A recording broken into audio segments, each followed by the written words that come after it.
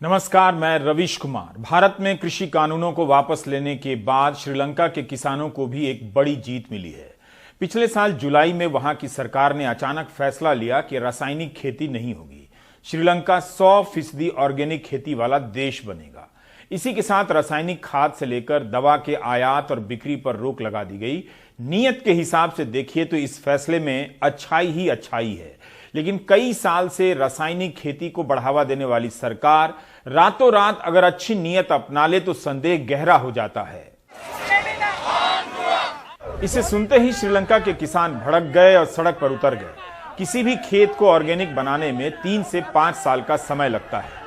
अचानक से रासायनिक खाद और दवा पर बैन लगा देने से बहुतों ने बुवाई नहीं की। नतीजा यह हुआ कि महंगाई बढ़ गई और सप्लाई कम हो गई। वहां की सरकार आयात संकट से जूझ रही थी। आयात बिल चुकाने के लिए पैसे नहीं थे, तो ऑर्गेनिक खेती के नाम पर यह फैसला कर लिया गया। सरकार किसानों पर आरोप लगाने लगी कि विरोध करने वाले रासायनिक कंपनियों के दलाल हैं।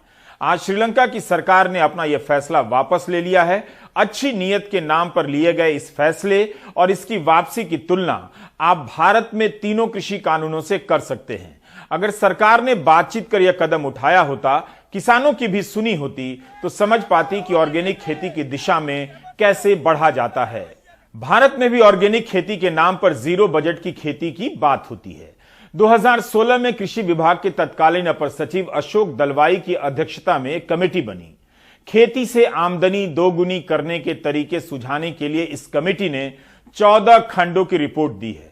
1000 पन्नों से अधिक की रिपोर्ट है ये। 2017 में आए इसके खंड 6 वाली रिपोर्ट में 20 पन्ना ऑर्गेनिक खेती पर है। बताने का मकसद यह है कि 2021 में प्रधानमंत्री जीरो बजट के लिए एक कमेटी बनाना चाहते हैं।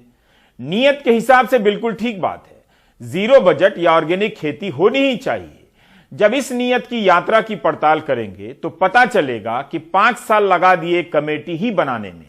इसका भी ट्रैक रिकॉर्ड आपको देखना चाहिए। श्री सुभाष पालेकर कृषि 2016 में सुभाष पालेकर को जीरो बजट खेती के लिए पद्मश्री दिया गया। तब जीरो बजट की खूब बात हुई, लेकिन अब तो 2021 समाप्त होने जा रहा है। इन 5 सालों में जीरो बजट को लेकर केवल अच्छी नीयत वाली बातें हुई या कुछ ठोस काम भी हुआ? 2016 में पद्मश्री देने के 3 साल बाद 2019-20 के बजट में वित्त मंत्री ने जीरो बजट खेती की बात की।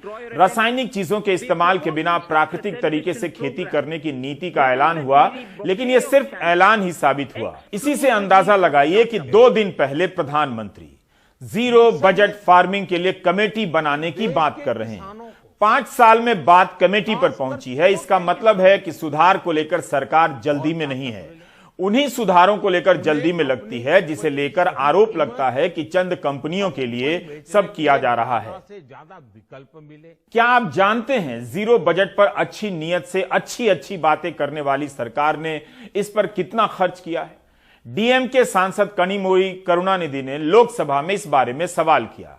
उसके जवाब में कृषि मंत्री नरेंद्र सिंह तोमर ने बताया कि इस योजना के तहत 8 राज्यों में 49 करोड़ रुपए ही खर्च हुए। केवल 49 करोड़। यह हाल है जीरो बजट खेती को प्रोत्साहित करने के बजट का फैसले का। यह जवाब इसी साल अगस्त का है। मंत्री जी ने लिखित जवाब में कहा है कि zero budget natural farming ZBNF का नाम भारतीय प्राकृतिक कृषि पद्धति BPKP कर दिया गया है। 2020-21 से परंपरागत कृषि विकास योजना के तहत एक उप योजना के तौर पर चल रही है ये। इसके तहत 3 साल में 1 हेक्टेयर खेत को ऑर्गेनिक करने के लिए सरकार 12,200 रुपए की आर्थिक मदद देगी। अभी तक 49 करोड़ की राशि खर्च हुई है 8 राज्यों में। इसलिए किसानों का कहना है कि हमें कमेटी नहीं, कमिटमेंट चाहिए। 2016 से 22 आ गया। अब हम जीरो बजट नेचुरल फार्मिंग के मामले में एक और कमेटी तक पहुंचे हैं, कोई 50 करोड़ खर्च कर पाए हैं। इसलिए किसान अगर संदेह कर रहे हैं तो उनके कारण जायज लगते हैं। प्रधानमंत्री के ऐलान पर भरोसा होता तो किसान लखनऊ में महापंचायत के लिए जमा नहीं होते। यहां भी उनकी यही मांग है कि फैसला बातचीत से हो। सरकार को अब कमेटी की याद आई है। अगर इसी बिल को संसद की स्टैंडिंग कमेटी में भेजा गया होता तो सांसदों की कमेटी अलग अलग किसानों से बात कर रही होती, कानून में सुधार और संशोधन का रास्ता निकाल रही होती। लेकिन संसद की इस संस्था और प्रक्रिया को मौका नहीं दिया गया। किसानों ने कहा कि कानून वापस हो, तो सरकार ने कहा जैसा बना है वैसा ही लागू करेंगे और कानून पास कर दिया गया। संसद के नाम पर संसद की प्रक्रिया का उल्लंघन करने वाली सरकार के इस कदम को गोदी मीडिया के दौर में जनता तक नहीं पहुंचने दिया गया। किसान सड़क पर थे और सरकार ने संसद में कानून पास कर दिया। तालाबंदी के बीच किसानों से बातचीत के बिना अध्यादेश लाया गया, जबकि अध्यादेश तब लाया जाता है जब कोई आपात स्थिति होती है और संसद का सत्र बहुत दूर होता है। संविधान का कोई भी विद्यार्थी पढ़ सकता है कि अनुच्छेद 123 के अनुसार राष्ट्रपति अध्यादेश पर तब दस्तखत करते हैं जब आपात स्थिति हो और तुरंत कोई कदम उठाना जरूरी हो। जाहिर है नीयत साफ नहीं होगी। इसे एक और उदाहरण से समझिए। संसद का सत्र शुरू होने वाला है, इसके ठीक कुछ दिन पहले सरकार अध्यादेश के जरिए सीबीआई, ईडी के निदेशक के कार्यकाल के विस्तार का कानून लाती है।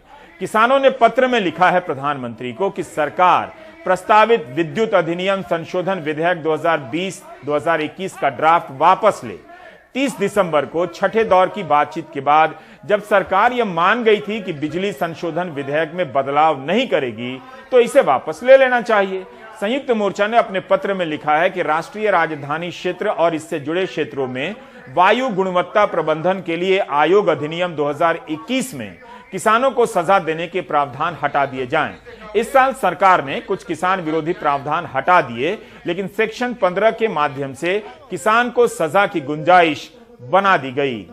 बिल का मामला 1 साल पहले शुरू हुआ, 1 साल के बाद में उन्होंने वापस ले लिए। वो कानून लेकर आए, कानून बनाए उन्होंने, लेकिन उससे पहले भी मामले तो बहुत है ना। जो पहले मामले रुके हुए हैं अब उन पर चर्चा कर लो। या ये एग्रीमेंट हो रहा कि ये आंदोलन बिल के लिए था और फिर एक बार हम घर जाएंगे और फिर दोबारा फिर आऊंगे, फिर दोबारा दूसरे आंदोलन के लिए आऊंगे। अब तो बैठे हुए हैं। एमएसपी गारंटी कानून भी सरकार बना दे, एक ये बड़ी पुरानी डिमांड हमारी है। उससे देश के किसानों को लाभ होगा। अगर ये सरकार किसानों की हितैषी है और उससे लाभ हो रहा, हम डिमांड कर रहे, जोन सी चीज किसानों के फायदे की उसे तो कर नहीं रहे, जोन सी किसानों के नुकसान की उसे जबरदस्ती थोप रहे। एक अहम सवाल यह भी है कि प्रधानमंत्री ने जीरो बजट और एमएसपी पर विचार करने के लिए कमेटी की बात की है, उसमें किसानों को भी रखने की बात कही है।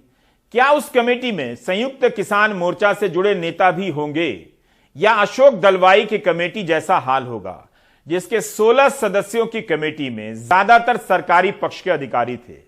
राष्ट्रीय स्वयंसेवक संघ के भारतीय किसान संघ के अखिल भारतीय महासचिव उसके सदस्य बनाए गए थे।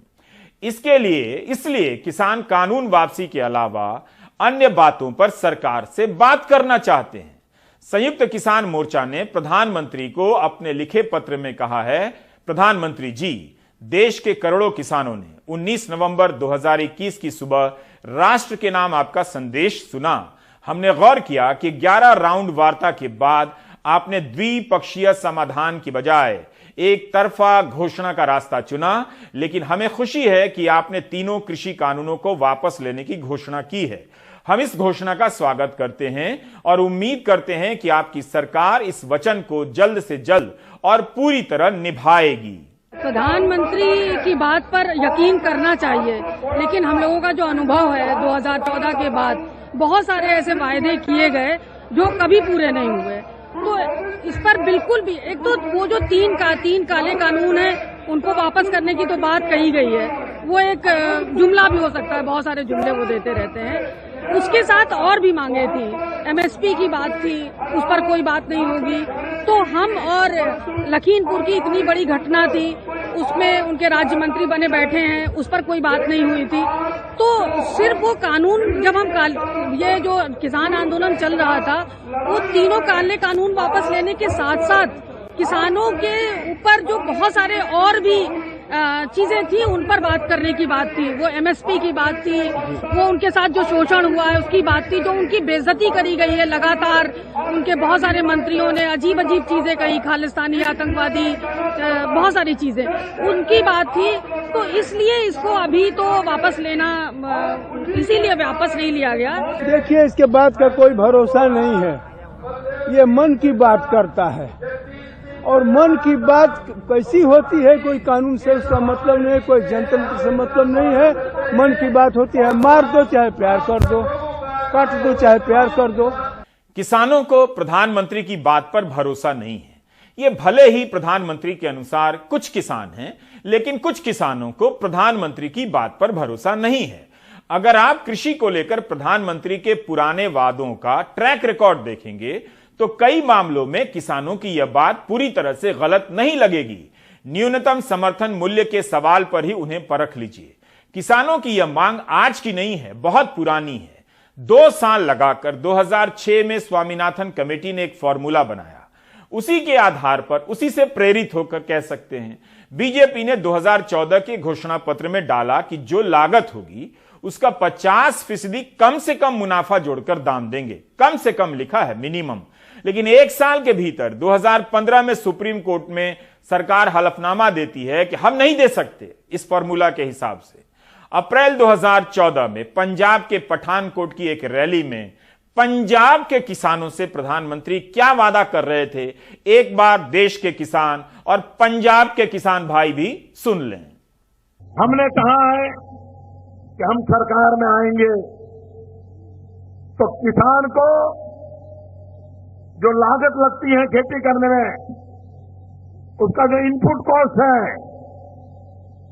बीज होगा, पानी होगा, बिजली होगी, खाद होगा, दवाइयां होगी, मजदूरी होगी, जितना भी प्रकार का उसका खर्चा होता है उस खर्चे का हिसाब लगाया जाएगा। उसके ऊपर 50% मुनाफा जोड़ दिया जाएगा और जो बनेगा वो सपोर्ट प्राइस होगी। अब यह बात 2014 के घोषणा पत्र में लिखी हुई थी। तब क्या वोट बनाने के लिए ऐसा किया गया था और वोट मिलने के बाद बाजार बिगड़ने की चिंता की जाने लगी? करीब 2 साल लगाकर स्वामीनाथन आयोग ने भारतीय कृषि पर विस्तृत रिपोर्ट तैयार की थी। अक्टूबर 2006 से यह रिपोर्ट भारत सरकार के पास है। तब से न्यूनतम समर्थन मूल्य के फॉर्मूले और गारंटी को लेकर किसान मांग कर रहे हैं। जब न्यूनतम समर्थन मूल्य की मांग ने जोर पकड़ा तब नीति आयोग एक नया सुझाव लेकर आ गया कि इसके बदले बाजार और मंडी के भाव में जो अंतर होगा किसानों को वो सरकार दे देगी। मध्य प्रदेश में भावांतर योजना के नाम से ये चल भी रहा था। भारत सरकार ने प्रधानमंत्री आशा नाम से एक योजना शुरू कर दी।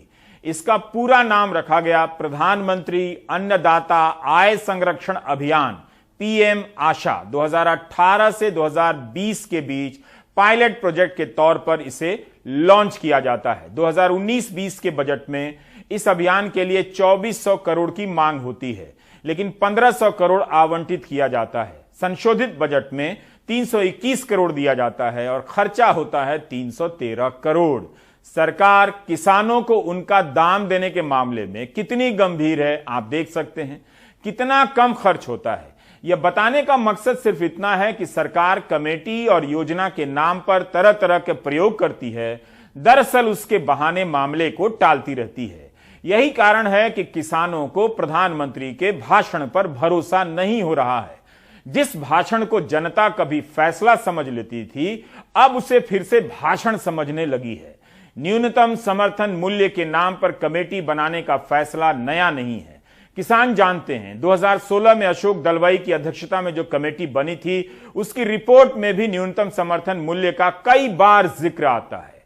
न्यूनतम समर्थन के मूल्य के खिलाफ कई तरह का प्रचार अभियान शुरू हो चुका है। सवाल उठाए जा रहे हैं, क्या यह संभव है कोई सरकार सारे अनाज खरीद ले? क्या यह संभव है कि कोई सरकार न्यूनतम समर्थन मूल्य की गारंटी दे दे? क्या उससे उसका दिवालिया नहीं निकल जाएगा, बजट नहीं बिगड़ जाएगा? मिनिमम सपोर्ट प्राइस जो कि भारत में 23 फसलों पे हर साल अनाउंस किया जाता है, लेकिन इफेक्टिवली गेहूं और धान पे ही वो इम्प्लीमेंट हो पाता है अधिकतर हम देखें, और कुछ थोड़ी सी कॉटन और कुछ पल्सेस भी प्रोक्योर होती हैं, लेकिन 94% फार्मर्स, जैसा कि शांता कुमार कमेटी ने कहा था, वो बाजार के हवाले ही रहते हैं, उनको एमएसपी नहीं मिलता है। मात्र 6% किसानों को भारत में एमएसपी मिलता है। तो किसानों की ये डिमांड है कि भाई एमएसपी को कानूनी अधिकार बनाने से वो 100% किसान जो है वो उसके दायरे में आ जाएंगे, और जो इन किसानों की इनकम है ऑब्वियसली वो बढ़ेगी, क्योंकि आज भी हम देख रहे हैं कि तकरीबन 25 से 40% किसानों को दाम कम मिलते हैं एमएसपी के बनिस्बत। अगर देखें या एमएसपी से कंपेयर करें तो मार्केट प्राइस इतना कम होता है, जो कि उनकी कॉस्ट ऑफ प्रोडक्शन या जो उनकी लागत है वो भी निकाल नहीं पाता है किसान। तो उस संकट से निकालने के लिए वो एमएसपी को कानूनी अधिकार बनाने की डिमांड कर रहे हैं। अब कुछ लोग ये कह रहे हैं कि सब इससे 17 लाख करोड़ रुपए का बजट आ जाएगा, वो और इकोनॉमी जो है वो उल्टा पुल्टा हो जाएगी देश की, अगर हमने 17 लाख करोड़ रुपए सिर्फ किसानों की एमएसपी पे खर्च दिया। मेरा ये मानना है कि ये तर्क ठीक नहीं है। सच्चाई ये है कि किसानों ने ये नहीं कहा कि ये जो प्रोड्यूस है सारे का सारा जो वो पैदा करते हैं वो सरकार खरीदे, ये नहीं कहा है। उनका कहना ये है कि ये अश्योर कर दिया जाए कि जो एमएसपी है उसके नीचे खरीद नहीं होगी। यानी इसका मतलब ये हुआ कि चाहे वो ट्रेडर हो, चाहे वो प्राइवेट कंपनियां हो, चाहे सरकार हो एपीएमसी के माध्यम से, कोई भी हो, वो उससे नीचे नहीं खरीद करेगा। इसका मतलब ये हुआ कि जो बर्डन जिसको हम मान के चल रहे हैं वो बर्डन जो है किसी सरकार पर नहीं आएगा, बल्कि ऐसे बड़े अध्ययन हो चुके हैं देश में जो ये बता रहे हैं कि अगर एमएसपी को कानूनी अधिकार बना दिया जाए तो मात्र 1.5 लाख से लेकर 2 लाख करोड़ रुपए का अतिरिक्त जो है सरकार के ऊपर भार पड़ेगा। तो इकोनॉमी का ये सोच के चलना कि भाई इकोनॉमी इससे ध्वस्त हो जाएगी, ऐसी बात नहीं है, बल्कि उल्टा है। अगर हम इसको सोचने की कोशिश करें, समझने की कोशिश करें, जब 7वां वेतन आयोग आया था, जो कि मात्र 4 या 5% पर जो देश के नागरिक हैं उनको मिलता है, तब कहा गया था इंडस्ट्री द्वारा कि ये बूस्टर डोज होगा इकोनॉमी के लिए। बूस्टर डोज होगा इकोनॉमी के लिए क्योंकि उनका मानना था कि ये जो पैसा है मार्केट में ही आएगा, और जब मार्केट में आएगा तो डिमांड जनरेट होगी, डिमांड जनरेट होगी तो एफएमसीजी प्रोडक्ट्स और इंडस्ट्रियल प्रोडक्ट्स की डिमांड और बढ़ेगी, तो उनकी जो प्रोडक्शन में जो उनकी गति है वो बिल्कुल बढ़ेगी, इसमें कोई शक नहीं है। लेकिन हम ये माने कि जब 50% पॉपुलेशन भारत की अगर उनके पास पैसा ज्यादा आएगा तो आप देखिए कितनी डिमांड क्रिएट होगी। वो जो डिमांड क्रिएट होगी वो बूस्टर डोज नहीं, वो तो रॉकेट डोज होगी देश की इकोनॉमी के लिए। न्यूनतम समर्थन मूल्य के अलावा किसानों की आय दोगुनी करने के सवाल पर भी आप सरकार का ट्रैक रिकॉर्ड देख सकते हैं। बेशक सरकार ने भारी भरकम कमेटी बनाई, अशोक दलवाई की, उसकी रिपोर्ट आई, उस रिपोर्ट के आधार पर किए जा रहे प्रयासों का क्या नतीजा आ रहा है, इसे लेकर क्या कोई अध्ययन हुआ है? हम कैसे और किस आधार पर 1 महीने बाद जब 2022 आ जाएगा जानेंगे कि किसानों की आमदनी दोगुनी हो गई। 2016 से यह बात की जा रही है, आजकल तो नोटबंदी की तरह इसकी चर्चा भी बंद है। इस साल जुलाई में एक सवाल के जवाब में कृषि मंत्री नरेंद्र सिंह तोमर ने संसद के अपने लिखित जवाब में कहा है, नरेंद्र सिंह तोमर ने, कि इस वक्त सालाना आमदनी का कोई ताजा आकलन नहीं है। मंत्री ने कहा है कि 2015-16 में जितनी सालाना आय थी उसके आधार पर दोगुनी होगी, लेकिन 2016 से 21 के बीच जो प्रयास हुए उसके आधार पर साल दर साल आमदनी कैसे बढ़ रही है इसका कोई ताजा अध्ययन नहीं है। बीजेपी का दावा है कि मोदी जी के बराबर किसी किसान नेता ने काम ही नहीं किया। किसान आंदोलन की बात करते हैं और किसान के बारे में बात करते हैं। मित्रों, बहुत से किसान नेता के नाम पर जाने गए, लेकिन जो काम किसान के लिए किया वह काम मोदी जी के बराबर का किसी किसान नेता ने नहीं किया। इस बात को भी हमको समझना चाहिए। यह बात किसान अच्छी तरह जानते हैं। फसल बीमा का रिकॉर्ड किसानों को पता है। खुद गुजरात और बिहार इस योजना से बाहर है। आमदनी दोगुनी करने और न्यूनतम समर्थन मूल्य के वादे का भी हाल आपने देख लिया। किसान अब चाहते हैं कि सरकार वाकई काम करे, उनकी मांग के अनुसार काम करे, केंद्रीय गृह राज्य मंत्री अजय मिश्रा को भी बर्खास्त करे। लखनऊ में पुलिस महानिदेशकों की बैठक में जब गृहमंत्री अमित शाह पुलिस को यह नसीहत दे रहे थे कि उन्हें राजनीति के हिसाब से पुलिसिंग नहीं करनी चाहिए थी, तब मंत्री अजय मिश्रा मंच पर विराजमान थे, जिनके बेटे की जांच को लेकर पुलिस पर सवाल उठ रहे हैं, जिनकी बर्खास्तगी की मांग किसान मोर्चा के नेता कर रहे हैं, क्योंकि अजय मिश्रा की जीप से ही किसान कुचलकर मारे गए। उसमें तो बीजेपी के कार्यकर्ता और पत्रकार भी मारे गए। सुप्रीम कोर्ट ने भी मंत्री का नाम लिए बगैर कई तरीके से पुलिस की जांच को लेकर, निष्पक्षता को लेकर सवाल उठाए हैं। कोर्ट कमेटी बना रहा है, खुद पुलिस के अधिकारी तय कर रहा है, लेकिन अजय मिश्रा गृह मंत्रालय में बने हुए हैं। यही नहीं, लखीमपुर खीरी केस में मारे गए किसी भी किसान के परिवार से मुख्यमंत्री योगी आदित्यनाथ ने आज तक मुलाकात नहीं की है। ना तो वे किसानों के घर गए, ना उनके परिजनों को बुलाकर मुलाकात की है। आमतौर पर मुख्यमंत्री योगी आदित्यनाथ ऐसी स्थिति में मृतकों के परिजनों को लखनऊ या जहां होते हैं वहां बुलाकर मिलते हैं। जैसे कानपुर के व्यापारी मनीष गुप्ता के परिजनों को बुलाकर पुलिस लाइन में मुलाकात की। इंस्पेक्टर सुबोध कुमार सिंह के परिवार को तब लखनऊ बुला लिया जब उनका श्राद्ध कर्म भी पूरा नहीं हुआ था, लेकिन इसके बाद भी सुबोध कुमार सिंह की हत्या का मामला अंजाम पर नहीं पहुंचा है। लखनऊ तो एक प्रस्तावित, क्योंकि अजय टेनी यहाँ का ये रहने वाला, जिसने किसानों को जीप से मरवाया, वो यहाँ का ही है।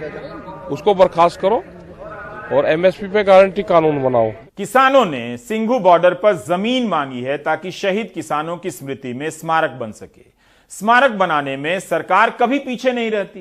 कई हजार करोड़ तो कई स्मारक बनाने में खर्च हो गए होंगे। तो फिर सरकार को साफ करना चाहिए कि शहीद किसानों के स्मारक बनाने पर उसका क्या रुख है। किसानों की यह मांग सही भी लगती है कि शहीद हुए 700 से अधिक किसान परिवारों को मुआवजा मिले, उनके पुनर्वास की व्यवस्था हो। अब तेलंगाना के मुख्यमंत्री ने सभी शहीद किसानों के परिवारों को 3-3 लाख रुपए देने का ऐलान किया है। मात्र 23 करोड़ खर्च आएगा। केंद्र सरकार अभी तक किसानों की इस मांग पर चुप है। क्यों चुप है?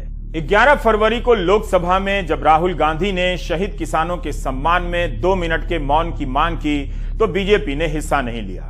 अगले दिन बीजेपी के सांसद संजय जायसवाल, राकेश सिंह और पीपी चौधरी ने उनके खिलाफ विशेषाधिकार हनन का प्रस्ताव रख दिया कि उन्होंने सदन में शहीद किसानों के लिए 2 मिनट का मौन रखकर संसद की अवमानना की है।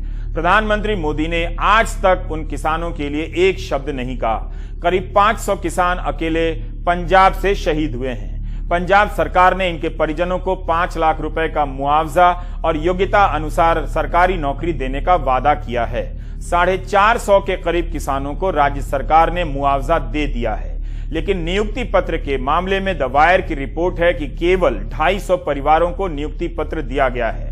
वायर के विवेक गुप्ता की रिपोर्ट में बताया गया है कि शिरोमणि गुरुद्वारा प्रबंधक कमेटी ने 1 लाख रुपए का मुआवजा देने का ऐलान किया था, लेकिन अभी तक 200 परिवारों को ही पैसे मिले हैं। उसी तर्ज पर हरियाणा, यूपी और मध्य प्रदेश और अन्य राज्यों के किसानों को मुआवजा क्यों नहीं मिलना चाहिए?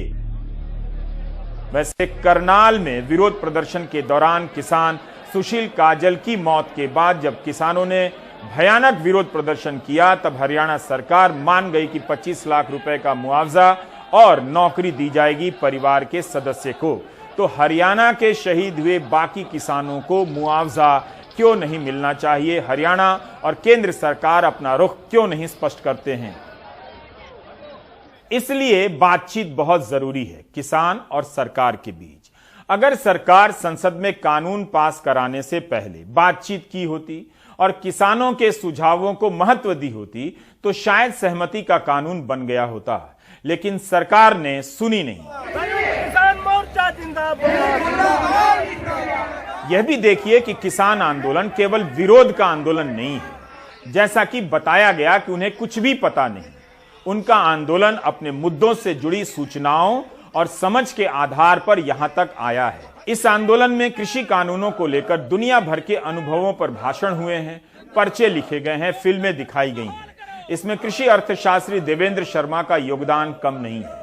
अकेले इस शख्स ने खेती के वैकल्पिक अर्थशास्त्र को अंग्रेजी से ज्यादा हिंदी और पंजाबी में लिखकर बोलकर किसानों को समझा दिया। आज बहुत से किसान देवेंद्र शर्मा की बातों को ही दोहरा रहे हैं। किसान आंदोलन के बीच अमेरिका और कनाडा में हुए कृषि सुधारों की सूचनाएं पहुंची हैं। उन्हें मालूम है कि वहां के किसानों की हालत क्या हुई है। इसलिए अमेरिकी किसानों के लिए भी भारतीय किसानों के आंदोलन का बड़ा महत्व है। वे इस नजर से देख रहे थे कि अगर भारत के किसान हार गए तो किसानों की लड़ाई दुनिया भर में हर जगह खत्म हो जाएगी। लेकिन लगता है कि किसानों की लड़ाई जीत में बदलने लगी है। श्रीलंका से आई खबर इसकी पुष्टि करती है।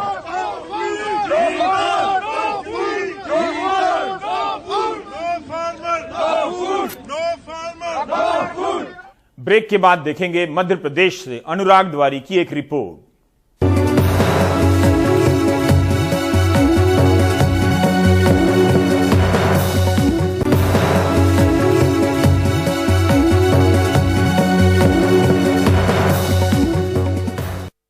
मध्य प्रदेश के भिंड में कथित तौर पर ऑनलाइन प्लेटफॉर्म से गांजा बेचने के मामले में पुलिस ने अब अमेजन के कार्यकारी निदेशकों को एनडीपीएस एक्ट के तहत आरोपी बना लिया है। वहीं राज्य के गृह मंत्री ने इसे गंभीर मसला बताया है। पुलिस अब तक 4 लोगों को आरोपी बना चुकी है। 3 राज्यों में अभी तक इस मामले के तार जुड़ रहे हैं। ऐसे में बड़ा सवाल यह है कि क्या देश में ऑनलाइन शॉपिंग को लेकर कोई दिशा निर्देश है भी। यहां तक कि हथियारों के बिकने की भी खबरें आती रहती हैं। भिंड में इस ढाबे में तड़के के लिए तो करी पत्ते का इस्तेमाल नहीं हुआ। हाँ, उसके नाम पर कथित तौर पर करोड़ों के गांजे का सौदा हो गया। ढाबा मालिक पिंटू उर्फ ब्रजेंद्र सिंह तोमर और उसका साथी सूरज उर्फ कल्लू पवैया 20 किलो गांजे के साथ गिरफ्तार हुए तो कहानी की परतें खुलने लगी। गांजे की खेप ऑनलाइन विशाखापत्तनम से मंगवाई गई। आरोपियों से पूछताछ के बाद हरिद्वार से एक और साथी पकड़ा गया। फिर पता लगा आंध्र प्रदेश, मध्य प्रदेश के अलावा राजस्थान, यूपी और उत्तराखंड से भी इस रैकेट के तार जुड़े हुए हैं। सूरज पवैया ने खुद को ऑनलाइन प्लेटफॉर्म पर हर्बल उत्पादों के विक्रेता के तौर पर पंजीकृत किया। विशाखापत्तनम के श्रीनिवास राव उर्फ बासु से वो गांजा खरीदता था। बासु ने आरोपियों को शहर में किराए से एक रूम दिलवाया। इसी रूम से 2 किलो के पैकेट बनाकर डिलीवरी बॉय को दिया जाता था। मामले में विशाखापत्तनम एसीबी ने बासु, अमेजन वैन के 2 पिकअप बॉय और ड्राइवर को गिरफ्तार किया है।